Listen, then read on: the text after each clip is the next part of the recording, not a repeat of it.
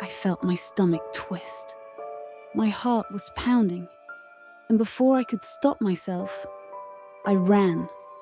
I literally grabbed my things and left him speechless. He thought he hurt me, that he did something wrong, but the truth, I was overwhelmed and ashamed. This is what happens when your first time feeling something real makes you question everything. If you've ever felt humiliated by something you didn't understand, or frozen in a moment you should have enjoyed, you're not alone. Hit that like button, subscribe, and get ready for one of the most honest, raw, and unexpected emotional roller coasters we've ever shared. For as long as I can remember, I live by one rule. Don't let feelings get in the way of goals. I was that girl. Straight A student, college prep grind, 0 distractions, 0 drama. While other girls dated, partied, experimented, I built my future. Cold, calculated, and focused. But everything changed when I met him. His name was Liam, 21st, confident in a calm, grounding way. He wasn't flashy, he wasn't a player, he was safe. The kind of guy who'd hold the door open and actually listen when you spoke.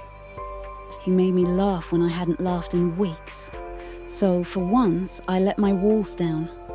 Liam became my first boyfriend, which also meant he became my first for almost everything else.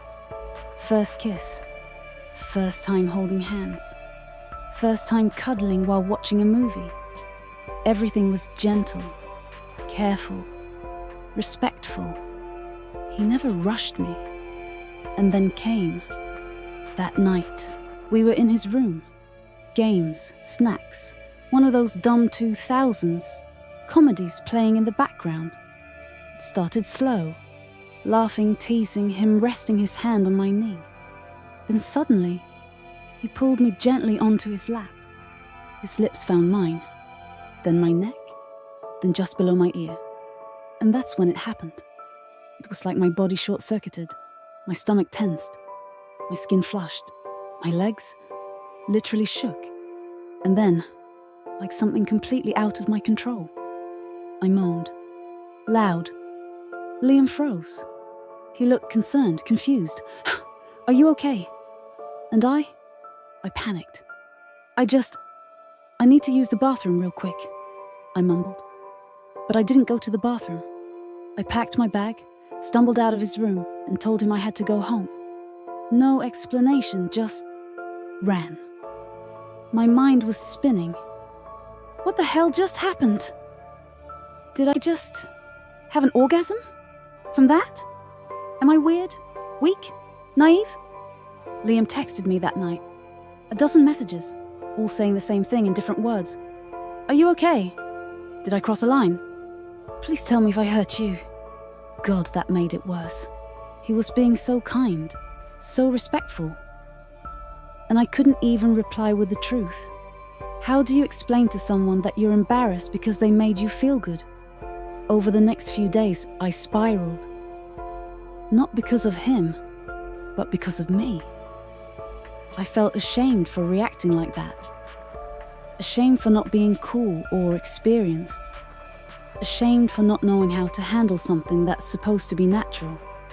And worst of all, I started thinking he deserved someone better. Someone not pathetic. But then came the real twist. You thought this was a classic revenge story, right? Well, maybe it is. Because the real revenge wasn't against Liam. It was against the voice in my head. The voice that told me my worth came from control, perfection, and emotional suppression. So I texted him. Hey, I owe you an explanation. What happened that night was actually something good, but I didn't know how to handle it. You didn't do anything wrong, I just wasn't ready to feel that much. Thank you for being patient. He replied almost immediately, thank you for trusting me.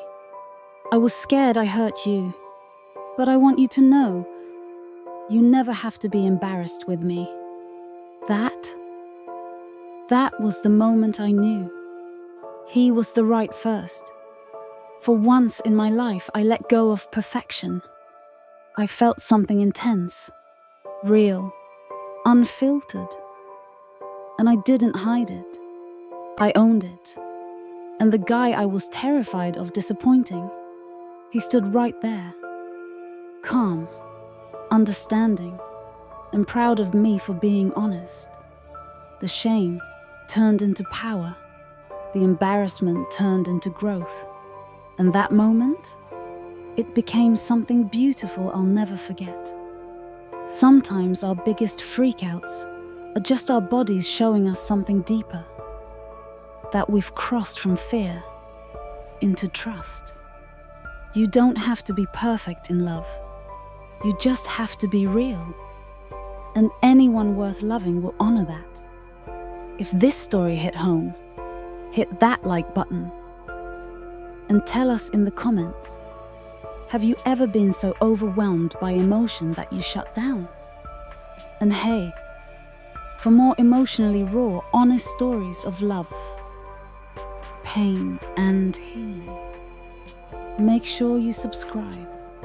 You won't want to miss what's coming next.